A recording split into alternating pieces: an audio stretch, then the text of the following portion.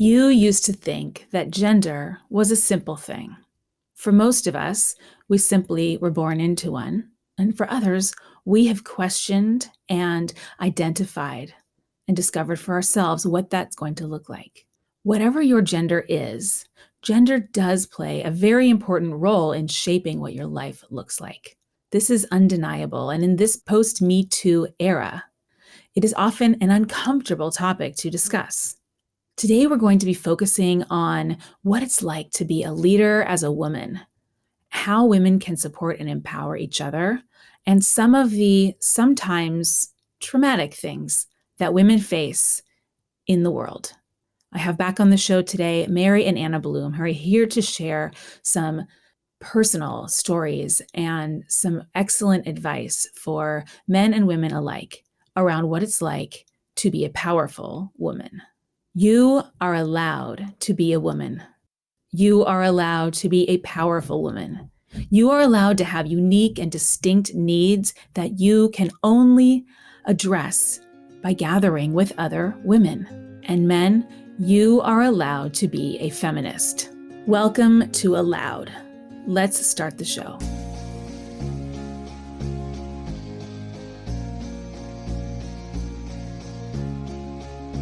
You are allowed to be whole. Allowed. When you were born, you were whole, perfect.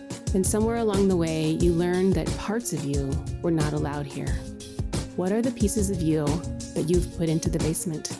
The parts of you that we cannot see anymore or that you cannot even remember? And how can you reclaim the wholeness that is your birthright? I'm Dr. Caneel, Joyce, and I'm here to join you in exploring these questions and many more you didn't even know you were allowed to ask. You are allowed to grow.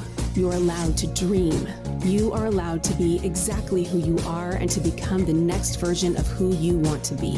Start your journey of exploration with me right now on Allowed. Before we begin the conversation today, I'd like to celebrate one of our listeners who sat down and took the time to write about the impact that listening to Aloud has had on her. When I received this email, I was so touched and encouraged, and I happened to be in the kitchen getting some spaghetti and meatballs ready, and I'd had a long day, and he'd just gotten a new puppy, and it was really, really chaotic. And so seeing this email come through, I guess I must have been looking at emails on my phone. Seeing this email come through really reminded me that the work that my team and I are doing here does matter to you, and it means a lot. So I want to share with you what she said. Financial Badass writes me, I just finished your podcast on gratitude and entitlement, and this is podcast number 3 for those who haven't listened. And I am, as the kids say, shook in the best possible way, of course. So much of what you and Heather were describing about life and motherhood and how entitlement can taint your perspective felt so relevant and relatable. Your story about a colicky baby Soren really resonated with me. I had a similar little T trauma with Lucy, and after listening to this episode, I feel inspired to look back at what was a really troubling time for me to find gratitude. Love your podcast and look forward to each episode. Well, that I can even touch one woman to heal any kind of wounds around their own motherhood is the greatest gift that I could ever receive. Thank you so much, Financial Badass. You truly are a badass. And I'm so happy to hear that there's a woman like you leading out there in the world of finances and such a connected mother and for taking the time to reach out. One of the ways that you can lock in the learnings and growth that you're experiencing on your journey is by sharing and being witnessed. So I really encourage you, do take the time, do take the extra 30 seconds or 1 minute it might take for you to summarize some insight, some shift, some growth in your life that is happening, and share it in a supportive space. And we have that space in our Facebook group for the Allowed podcast. You can find a link to that group at caneel.com/podcast. You can also leave a note in the reviews, and all of that is helping you to be witnessed as one who is daring to grow. You are allowed to be seen. Please share your stories. Today in the studio, we have brought back Anna and Mary Bloom, who you have met in previous episodes. They were on episode 5, and they're back today to tell us about what it means to be a feminist and how this concept has evolved over the course of their lives, ways that they have been leaders in very feminine ways, motherhood as an identity shift, ways you can support yourself as a woman. And I think that you're going to find the way that they show up in their organizations as women to be just profoundly inspiring, whether you're a man, a woman, or any other gender. And they're here to share with us some of their wisdom. A lot of this does relate to the initial episode that they were on, where we were talking about the importance of being in groups and how that helps us in growing. So if you found that episode interesting, I know you're going to love this one. Aloud. Thank you, Mary. Thank you, Anna, for being here. Thank you for having us, Caneel. It's so great to see you back. It's great to be back. Excited to be back. Yeah. So would you please introduce yourselves and let our audience know a little bit about who you are, what you do? Sure. Okay, I'll go first. I'm Anna Bloom. I am the older sister by 4.5 years of Mary Bloom. Is that what your LinkedIn says? Yes, it would. I should add it. An important title. Very important to me. So I work at Airbnb. I'm the head of content strategy for Airbnb Plus, which is a selection of homes verified for quality and design on Airbnb. Oh, so these are like the really beautiful higher end homes? Yes. Okay. Not as high end as the luxe homes. Okay. They're like the middle tier. So they're a little more approachable. But they're some of the most well awesome designed homes on Airbnb and maybe in the world are on Airbnb Plus. I'll have to check that out. So you do content strategy. Yes, content strategy. Cool.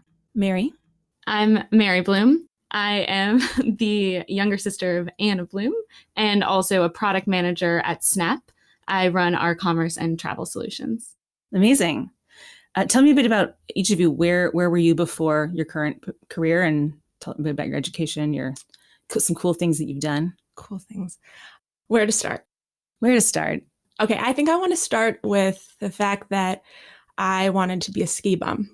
After I graduated college, ended up hating the service industry and wound up working for the local newspaper in Park City, Utah. Oh. And there really got very interested in being an innovator, if you can believe that. I really wanted to tell stories in a new way with the internet. Ended up working late night, coding a little bit, not too much, but launching the newspaper's first video and interactive slideshow. And from there, I ended up applying to UC Berkeley's Graduate School of Journalism. One of the best. Yeah. Learning a lot about documentary film, a little more about coding and interactive storytelling. While there, I worked for the New York Times for a year, helping to launch their Bay Area blog. And thought I was going to, once I graduated, go back to the newsroom, but wound up at YouTube working on an innovative news initiative and really falling in love with the speed at which tech went versus what the pace at which the newsrooms were willing to change. Yeah, pretty different. And the job I wanted was not a job that a newsroom was going to give me. I was going to have to continue moonlighting or, trying crazy things. And tech was just so open to the way people actually engage with information. And I really wanted to be a part of that.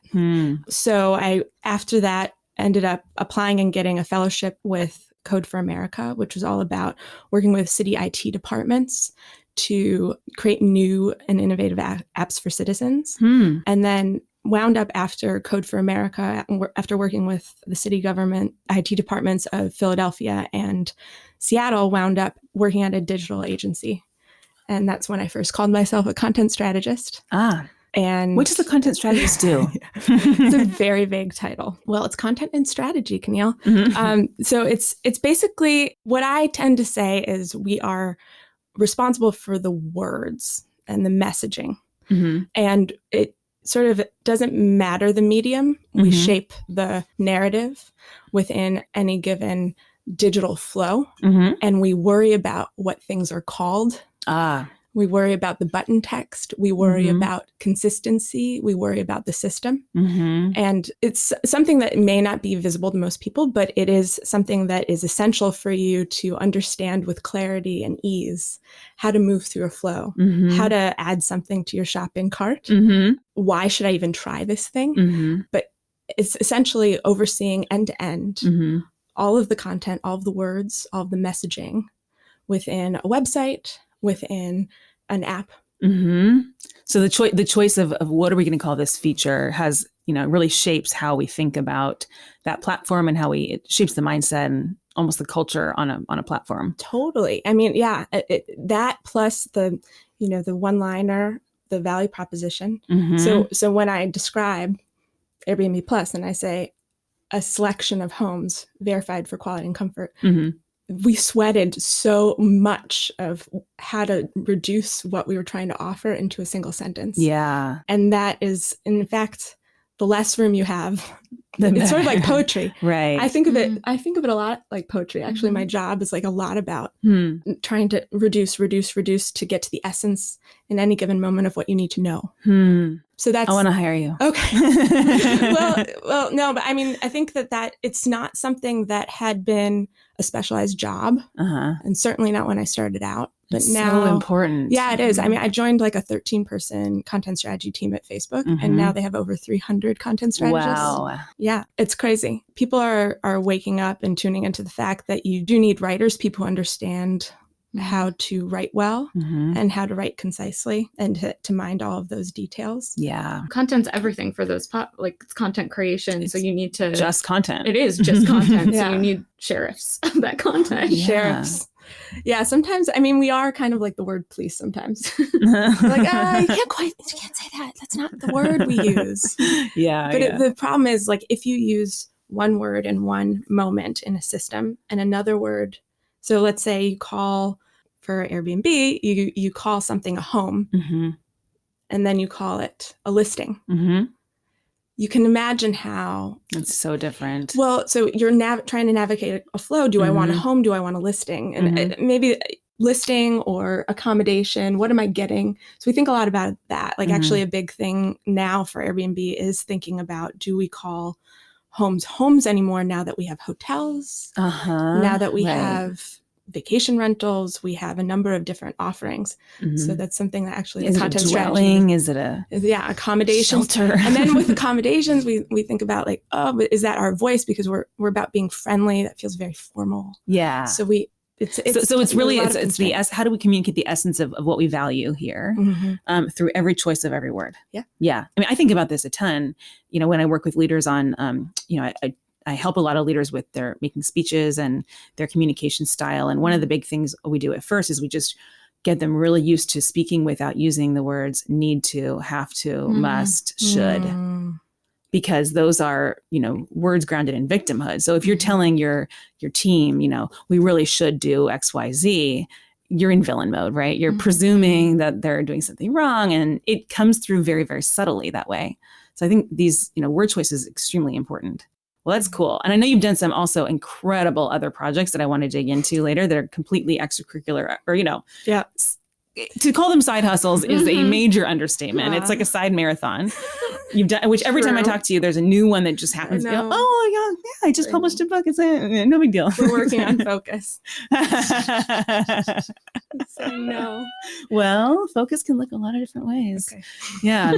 So yes, I'm excited to dig into that. Thank you for sharing what you do.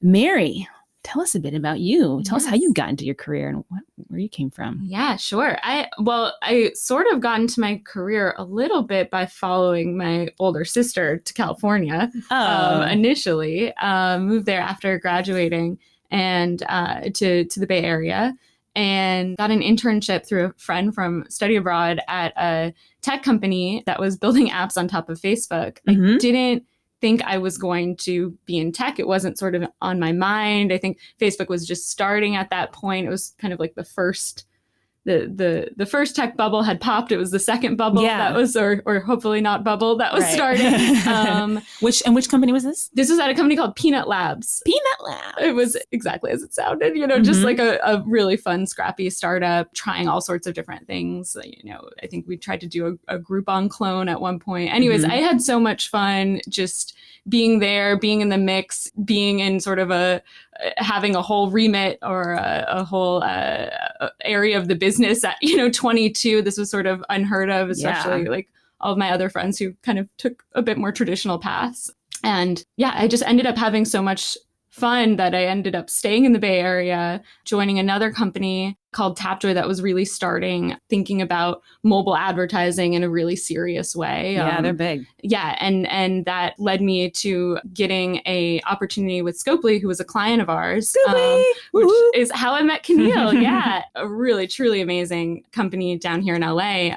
Moved down to run their developer relations as their director of developer partnerships. Spent a couple years at Scopely, having a lot of fun there too, being at a really interesting time where entertainment and technology were really coming together.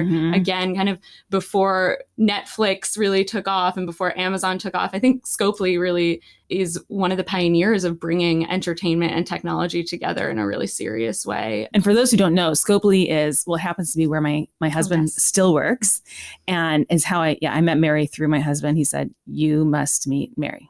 Right. You just must meet Mary. Awesome. Caneel's husband. He's awesome. He is. And it's a gaming company. It's a mobile gaming company. Yes, mobile gaming company, and really thinking through mobile gaming as sort of the next frontier of entertainment or mobile entertainment. So at least when I was there a few years ago, and I think this is probably still true, is thinking about mobile gaming as a new sort of medium to experience entertainment and interact, and kind of more than what you think of necessarily just gaming in your mind. So really doing some amazing work there. Games there's so much of the top creative talent is in games right now.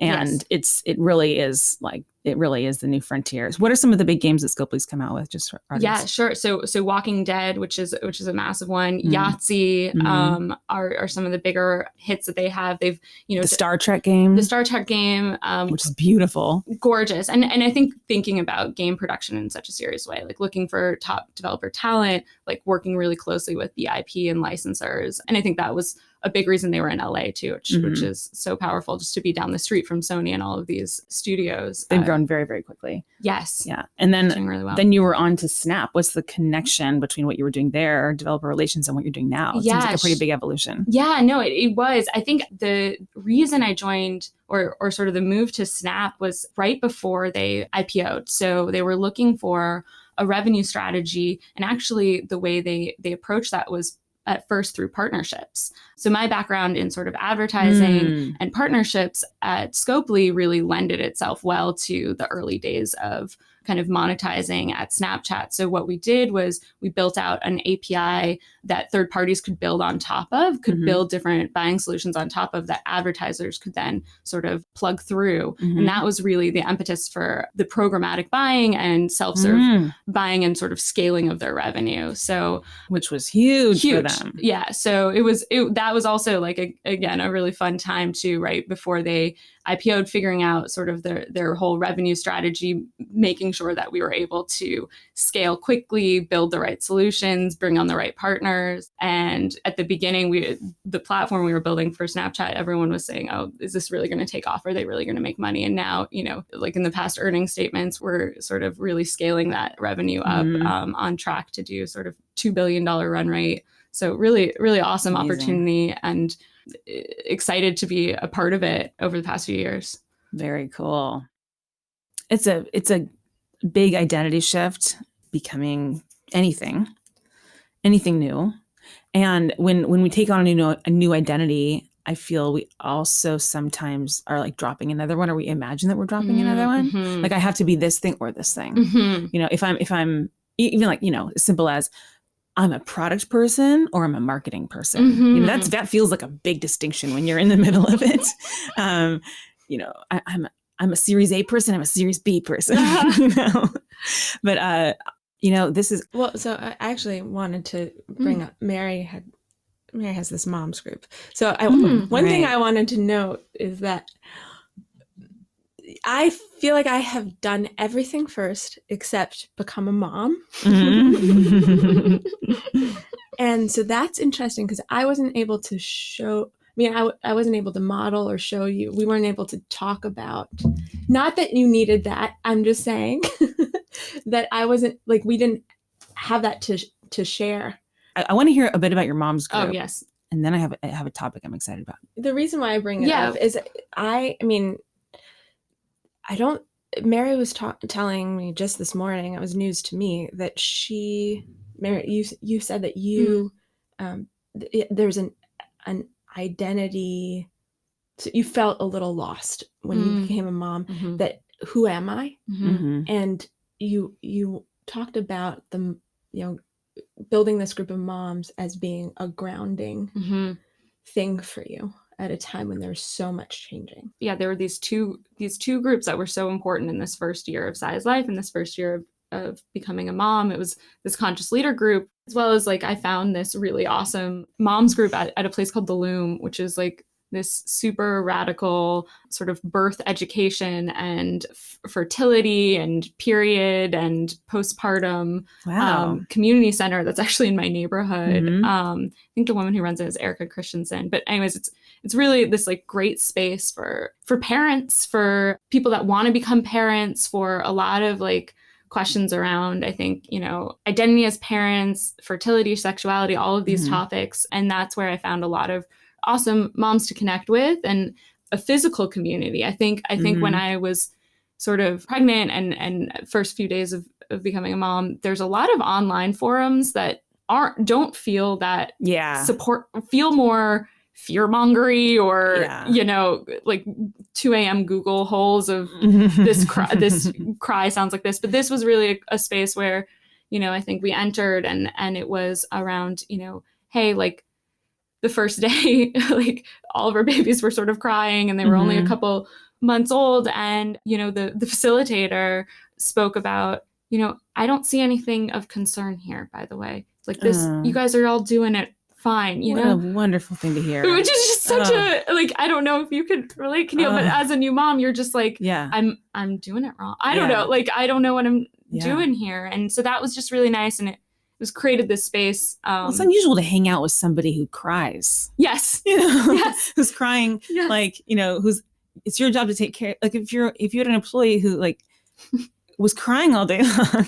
you'd be concerned. You'd be I don't know if I'm a good manager here. Yeah. So I think for me, going back to this idea of groups, that was really important because I didn't have family right there close by. Yeah, it's so important. And it was so important to have. And I think it again, this idea, both in my mom's support group at Loom and then in the conscious leader group with Caneel, also these physical touchstones, to come and be there. And what was so nice about both of them was it wasn't this baby free zone either. It was bring your baby, don't bring your baby, whatever. It was this fluid, bring your whole self here, which has been just and finding and connecting, I think, with the moms, other women who were sort of going through, who had full identities before becoming a mom, who had full passions and ambitions and relationships and friendships, and navigating that with a baby and with this new identity and connecting with them in that way. I felt like it was so important over this past year to have both of those. I felt very, very fed, very supported and very well nourished through those communities. I remember thinking, joining the group as well, oh, well, Caneel, I'm going to be on maternity leave for the first few months. I'm not going to have good content to share. I'm just going to be, I won't have anything really about leadership. It's so amazing how we don't think that mothers are leaders. Oh my gosh, it's ridiculous. That's the craziest thing in the world. I can't believe, I'm embarrassed that 9 months pregnant Mary was well, I'm not going to be a leader. I'm going to be a mom. So. Oh, I felt the same way. It was a massive shift. Yes, it was I'm a mom. I didn't even feel comfortable saying that for a couple of years. No, because I just didn't. I hadn't it hadn't settled in yet. I still associated it with mom jeans, which actually I'm wearing today. For those watching the video, I'm hiding my pants on purpose. Okay. These are literally actually from my postpartum year. Okay. Yeah. Yeah. No. So I think that was something that was like, crazy, because so much of becoming a mom, I think, also actually allowed me to really touch base and pull out other personas and qualities that continue to make me be a good leader in my career, in the public sphere, as well as the private sphere. Yeah. And just remember like really cool moments throughout the group being so supportive of like, I came, I think, once I was like the first time, like a few weeks old. That was so awesome that you did that. You brought the baby. But I brought the baby. Yeah. Sean, when you woke up, I brought my husband and I breastfed upstairs and, you can do that. You can do that. And it was just like this really cool allowance. I thought that was so radical that this group supported, sort of showing my motherhood, my femininity, and still being a leader in that way, and allowing myself to show up in that way, right? Yeah. Not just work Mary, but and that this group of really powerful leaders and executives and co-founders still saw me, by the way, as a powerful leader, even as a mom. It wasn't something that I had to hide or separate, which was so important to see modeled out there, and allowed me, especially transitioning back into work after maternity leave, to feel, even though it was bumpy, but to feel that I could bring that self with me to work as well. Like I didn't need to sort of have shame or hiding around that. And I think that was definitely something so powerful with the Conscious Leader group. You are allowed to be whole. Mm-hmm. I found that when I was I moved down to Southern California when I was super pregnant. I was probably like 5.5 months pregnant, but we were remodeling a really old house. I was very, very busy with that. I had a little 3-year-old. And so I didn't have a lot of ability to connect with other people. And I was, in my head, I was still thinking to myself, if I go pregnant to a party, people aren't going to want to they're not going to think I'm cool. They're not going to want to be friends with me, which is just sad. But then when I had the baby, I got really busy going to moms groups and trying out different things, and going to we have a really great similar place here called the Mother Nurture Center, which is nice because there are armchairs. You can sit there and breastfeed your baby. And that usually is the only time that you can talk, because the rest of the time you're really busy with taking care of the baby in other ways. So it's nice to be sitting there while you're breastfeeding and then be able to talk to other women who are in the same room. Nonetheless, I felt like I was so consumed in those groups, and the groups in general were consumed with talking about the baby. And I felt kind of left out. Felt kind of like, I could talk about my experience as a mother. I could talk about the baby, but no one here really knows anything about my past, who what I've done, what I care about that's more than this, that's different than this. And I noticed how the way that we treat women in society is we separate them based on these categories of, are you married? Are you single? Or do you have children? Do you not? Is it a 6-month-old or a 6-week-old or a 1-year-old, and so forth. And that systematically in our lives, we keep getting divorced from other women. And it's the continuity of what's it like to move through the stages. That's where we need the support of other women. So you need women who've been there, who've been on both sides of it, who know what the change is like, not just who am I now, but like, what was it like before? And what else do I care about? And that's where I became obsessed with this idea of like wholeness, of I am a professional. I am a startup person. I'm a prior academic. I'm a mother. I used to live in San Francisco. That's a big piece of my identity. I'm from the South. And I was like, we're not letting women congregate. Like because when you move to the suburbs out of the city, and then like, boom, there goes your community. So there's all these different ways that we get separated. And then I created this group, The Trust, which is a women's group around, like, specifically, it's not going to be all mothers. I want a couple mothers. I want a couple non-mothers. I want a couple who never want to be mothers. I want a couple who have older kids. I want it to be that we're talking not about anything in particular, but that we're gathering to be whole.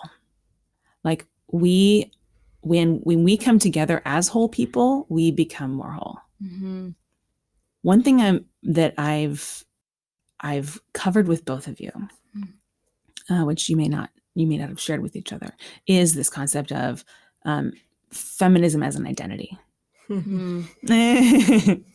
Yes. And I would wonder, because we have confidentiality agreements as coaches, and so with each of you I have a confidentiality agreement, and so I don't tell you what your sister told me and vice versa. But I thought it might be interesting if you guys want to dive into that topic. Yeah. Sure. Yeah. What do you have to say about being a feminist?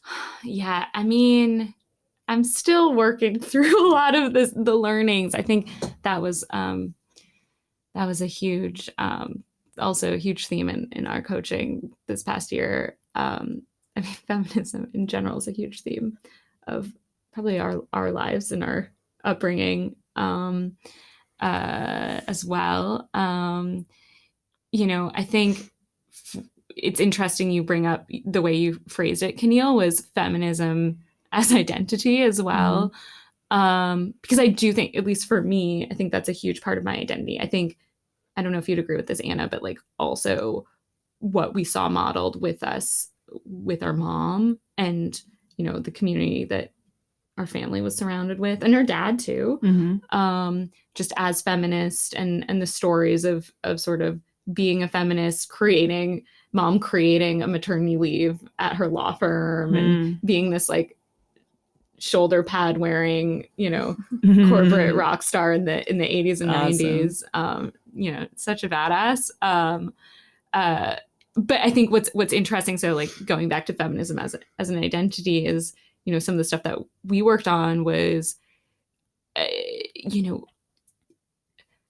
it's so hard to even say, but like feminism, if you think of feminism as helping other women, there's a bit of a catch, which is women need help, which is women are victims, which is I'm a victim and other women's are victims. I think this came to a head for me really in one of our group sessions, where I was often, I think, within the conscious leader group too, which I think is so cool, is you think you're stepping into and saying, I have this issue that I want to talk about, and you give it a name, and then you unpack layers of it. And it's like, that wasn't the issue at all, right? That wasn't, I think I claimed, I'm not being, I don't feel like I'm being active enough in sort of social justice movements at SNAP. I'm not a good enough feminist at work. I'm not a good feminist at work. Let's talk through that. And I think what was really revealed was this belief, that I'm holding, that I didn't know I was holding, that women are victims. We are victims, and we need helping. And that was so hard. It is so hard to just say aloud, is that what feminism is or means? We say feminism is, okay, that means men and women are equals.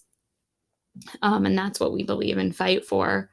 But I also think of feminism as my identity, as I need to help other women. And that's, does it matter? Is that an okay thought? What's the implication of women as victims? Thinking, yeah. I mean, I guess it's an okay thought. It does not, but it doesn't sit well with me, because in my head, women aren't victims. Women are, superheroes, are amazing, or at least as equal as men, or we're all humans. Well, what was keeping you away from getting more engaged at work right now? Because I know you have been. I mean, you were on the board of the Women in Wireless group, which is a really massive group of women in tech here in LA, and maybe more cities than that. But you certainly are committed, in my view, to empowering and supporting women. And in this season, for some reason, you're spending your time in other ways. Can you? Yeah.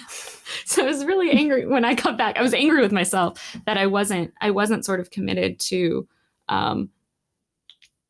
Sorry, I just pulled out my. So I was. I'm going to say that again. So I was angry at myself when I came back to work after maternity leave that I wasn't more engaged in helping gender and inclusivity issues at SNAP. Why wasn't I participating more? Why wasn't I helping more? Why wasn't I creating a group there, or participating more in the group? And there was a lot of shame around that, and a lot of I was sort of like angry at that self. And I think it's because I was wanting to come home and spend time with my baby. And there's something that feel like, even just saying that out loud right now here feels very true, but also at conflict in some ways with this identity or persona I want to be. I want to be able to prioritize that as well as being home and being with my baby, or there's like shame in that. Instead of seeing it as a feminist act. That's right. A powerful feminist act. I'm going to go home and be with my baby. And that's crazy, right?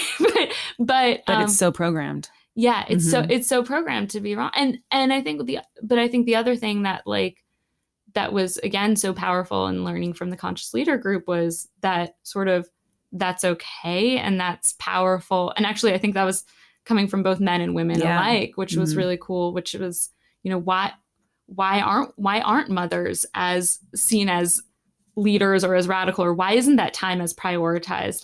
That is so important to the world. And I think there was also this idea of what does it mean to be, I think there is group work in helping the feminist cause, but there's also something that Caneel talks a lot about, which is sort of being the field, being the plane of that change or of that work or of that vision, and influencing and creating that through modeling, which was another thing that sort of came up in the Conscious Leader group. But those are pretty raw concepts that I'm still grappling with. And there's not a young mother I've coached that it hasn't been that topic hasn't come up in a very similar way, which is as it did with me, by the way. You know, when I found out that I was committed to seeing women as victims, and that I was like so committed to it, I was insistent upon it. Right. And how disempowering that actually is. Right. I was just floored. Yes. I was floored. And I realized this is not of service. It's not aligned with what I want. How has your identity as a feminist evolved? It's evolved and it stayed constant as well. I think. Okay, so the first community I helped create was a little girls group in middle school. It was a little feminist group called Tawanda. And so it's like 12-year-olds getting together in a classroom with a science teacher. Wait, Anna, you have to say it Tawanda, the way to say it. Tawanda. Tawanda. It's from Fried Green Tomatoes. Watch the movie. But anyway, so that was, I think, very formative for me. And it was talk about a time of change. You talked about the change formula. I mean, it's like when you are 12, so much is happening, so much change. And then to have that little group, we would do sleepovers, we would talk all the time, I think was very important at that stage in my life. It was organized around feminism. Well, yeah, it was like, it was, which is crazy because in the 90s, there was a whole backlash. So at that time, like it's 1994, and it was not cool to call yourself a feminist. Now it's so cool. Like little girls wear these T-shirts that say the future is female and everything. And it's like, it was finally cool again. Finally cool again. Yeah. But I think it all came about because of a lot of different things. One of them being that I was thinking about this before I came here. There was this book that came out called Schoolgirls, which we all read. It was by Peggy Orenstein, and it was talking about the confidence gap in girls in 8th grade. So it followed two girls. It was a journalist, a reporter did it, and leveraged a lot of studies at that time that were coming around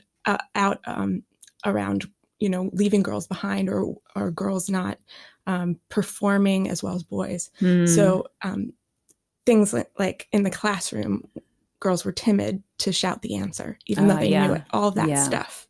And so we were reading that in middle school.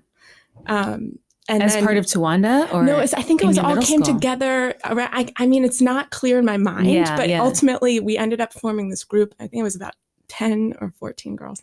And it actually gave me the confidence to write a little column in the newspaper, in the Chicago Tribune. The Chicago Tribune had, a kids section, and I wrote a column. I didn't know that. Wow. Yes, See, I wrote a she's column. constantly dropping these things. I know, This is a little, always. Oh, yeah. A little side hustle. Yes, Probably no you one in our did. family knew. Little It's side just hustle. like No, writing for the Mom newspaper. knew. No, I wrote a column. So what happened, there was a lot of things that were happening at my little school, private school. One of them suddenly, you're like in 5th grade and 6th grade and everything, nobody's treating you differently like a girl. And then in gym class, there's this thing that happened, which was that all of the gym teachers started telling the boys every third pass needed to be to a girl. ugh. Right. So I, up until that point, there's nobody questioned anybody's potential or differences in potential. Yeah. And I remember saying, I'm very, very much an athlete. I was probably I knew I was the second fastest kid in my grade, because there's only one guy there's a little boy who would beat me. His name was Deepak. We'd do this gym class. Anyway, and it meant a lot to me that that suddenly I wasn't going to be competing with the boys anymore at that same level, or, Yeah. And so I wrote this column saying what I wanted, which is basically, and this is something that I think came out of talking in that group, which is that I didn't want special treatment. We didn't want, the women of Tawanda didn't want special treatment. We wanted to be treated the same. And so that was the column. But anyway, that I think, when talking about that, I think that really gave me a sense that there was power in coming together as women, but in a group. I think that gave me a lot of confidence. Wow. And kind of protection at a time when, my body's changing, everything's changing. You're supposed to, do you like boys? Who are you going to be? Yeah. I think protection is part of it. So safety, and safety, and knowing that I felt like we were all discovering things together as girls, and deciding together that we were going to sort of be open. Actually, I think that we did talk about, are we gay or are we straight? That's awesome. Like we did. People were questioning that. I mean, I think we talked about that. Do I like boys at all? Amazing. Which was really cool. And so it was really incredible if everybody had a group like that. It was really, like, a lot of people think middle school is the worst, and middle school was like the best for me. It was so cool. Which is weird. I was kind of bullied in middle school, and I would have loved to have had a group like that. Just some girls that you can count on. Yes. Girls that you can count on. Caneel, we'd like to offer you a delayed membership to Tawanda. I get to be in Tawanda. If you will accept. Totally, you're in Tawanda. And then later on, actually, the group kind of stayed alive. It did stay alive. Because Mary, were you in Tawanda? There was a science teacher that kept it alive. Oh. 7th grade science. Yeah, I took it on, and I remember was in high school and came back as a guest speaker at Tawanda when I was in middle school, telling us, continue the good work, continue to support each other. My message was, it's okay to call yourself a feminist. That's rad. But I think that is, that is such a turning point, and it was important, to have that group. And then also, of course, having that modeling for me through you and Mom, of just continuing to, we were talking about this, Anna, on our way over here, is just like, continue to let your voices be heard, continue to keep contributing and speaking and sharing. And I think that constant, and that message is constant, has been hugely helpful in just living a really full life, and living a life where, we don't, or try not to feel like victims, right? Yeah. Or lesser than.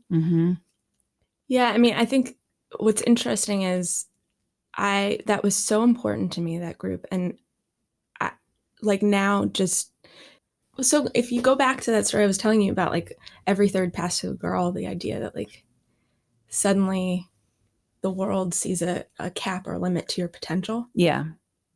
I think I'm still hunting for a way to make it equal for everyone to thrive. And to varying degrees, I've made different stabs at trying to help Mm-hmm. make that field more equal. And I've realized certain things do work, don't work, neutral, whatever. But I think that in terms of my identity as a feminist, I mean, I remember really looking up that definition of the word when I started using it, and like really wanting it not to be anti-boy. Yeah. And wanting people to see it that way. Men can be feminists. Yeah. Some great feminists, including my husband. My dad. Mm-hmm. I think the thing that has been a struggle for me is the heroing piece. What do you mean by heroing for our audience? The idea, that heroing is a concept that Caneel taught me through teachings around conscious leadership, where you can enter into a drama triangle. And a drama triangle is a place where people are either heroes, they are victims, or they're villains. And what that does is it keeps you from it keeps you in the drama. It keeps you, and you can correct me, please. I'm trying to reflect back what I've learned, but it keeps you in the fray. You can't get out of it and have perspective. You're not going to be open to new ideas, or and you're committed to being right. You're committed, and what happens when you hero is you are trying to. My understanding is that you're trying to get rid of the pain. Yeah, temporary relief is what the hero's after. Yeah, just fix it. Let's fix it, and it'll be all better. Yeah. And I think the fallacy also is that you can fix anything or hero anything or anyone. And that so what happens to me with the feminist identity is, put on my cape and Tawanda. Yeah, right. I put on my cape, and I think when you do that, you aren't allowing for feelings to be felt. You're trying to save others. Good, and feelings are bad. All that, and that has backfired, and mainly at me, because I'll get upset when things haven't been fixed. So there's no, I think that has been hard. And sometimes it's not a problem I can solve on my own.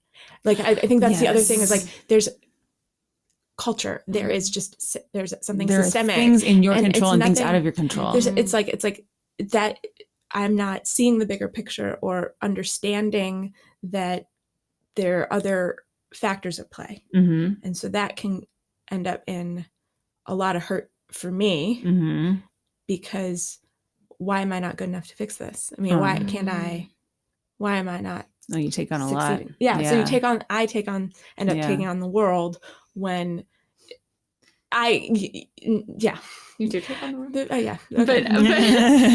But I also think there's this thing with heroing that you brought up that's true too, Anna, which is like, not only are you sort of taking on something that's outside of your control, but you're also potentially, again, treating women as victims, as not creators, that they need heroing, that they need rescuing. They need a hero. Whereas, like, again, if we're just like we need to pass the ball to the women. Yeah. Yes. Right? Yes. That's heroing. Yes. Correct. Yeah. Correct. Yeah. Which isn't to say that it's a bad rule either. There's you can see the wisdom in it, I think, but it's more like how it's received, like the messages that it sends, back to content strategy of how is this what is the message that this sends? How is this going to be interpreted? One of the things I love the work you're doing at Airbnb right now. I'd love you to talk about that with women. And I love the cleanness and neutrality of it, that it's really letting women be heard without controlling. Can you please tell us about that? Yeah, I think this is actually really valuable for anyone who is trying to get something going. I think so. Within the business unit of Plus, I've helped to bring together 70 to 90 women, and we began actually with listening sessions and trying to understand how women were feeling on the team. And we did it by function. So engineering had a discussion, content strategy had a discussion, along with design and legal, et cetera, et cetera, et cetera. We had 10 What is a listening session? So it's basically when we created a guide where we asked women how they were feeling, what kinds of issues they were facing, but also what are the types of things that they had learned at other companies that they'd want to bring to the team around inclusivity and belonging. And out of that came some themes. And the strongest theme by far was women not feeling truly heard. And we've addressed that on the team in different ways.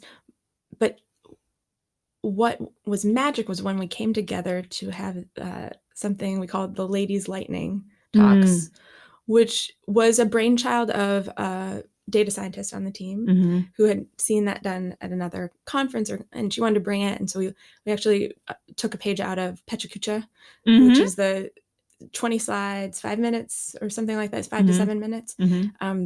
And we asked women to, in the safety of just in the company of women, have a chance to say something, anything. So we kept it really loose. It was so cool. We had 10 talks, and they ranged from how does Venmo make money to imposter syndrome, which is really actually like I want that woman to make a blog post and share it because it will go viral. It's beautiful. And so what was interesting is like we had some trouble getting women to sign up. But then once we started talking about the women who had signed up, more and more joined, and then social proof. Yeah, this a couple of people who definitely not into public speaking threw their hat in the ring, and one of the women, just an engineer, talked about her solo hike on the Pacific Crest Trail. Wow. And yeah, I mean, out of all the things we've done in the last couple of years as a group, this was there was something about this was so moving and important for everybody. And we're going to do it again and everything. But it was very simple. So simple. And just show up and be heard. Yes. Yes. And be seen. Yeah. Be seen, be heard. And I think back to the group stuff. I mean, it's like, I do think it was important that it was women. I think that it was important in the sense that there was a safety in that, but then also there was an importance to the fact that it could be anything. I think it was anything you would like to say, and a chance to simply to give it a try, even if you weren't into public speaking. And yeah, it was really cool. And the only goal was just being seen and heard. It wasn't to get a promotion or teach anybody anything that they really, really needed to know to get their job done. It's just, very free. What an act of service. What an act of service. That was very cool. Powerful. Well, Anna and Mary, thank you so much for being here today. And I have learned a lot about each of you. Every time I'm with you, I learn more about you. And it is so fun. And I just really appreciate your insights and bringing some of this out of us, because I've learned things about Mary that I didn't know. Yeah, same. I thought I knew you so well. That's cool. And thank you, listeners, for dedicating this time and space to yourself, to your self-exploration, self-discovery, and your personal growth. It is of service. If you enjoyed today's episode and you'd like to get even further into the community that we have forming around the Aloud podcast, please join us at the Facebook group for Aloud. And you can find a link to that at caneel.com/podcast. That's where you can also find show notes with links to all of the resources and inspiring content and work that Mary and Anna and I have discussed today. So I will meet you here next week again. As you go through your journey, please go to our Facebook group and share the things that you are learning about yourself. It's so amazing to be witnessed in your growth, and you truly won't believe how it impacts you simply to be seen and heard as one who is daring to grow. See you next week.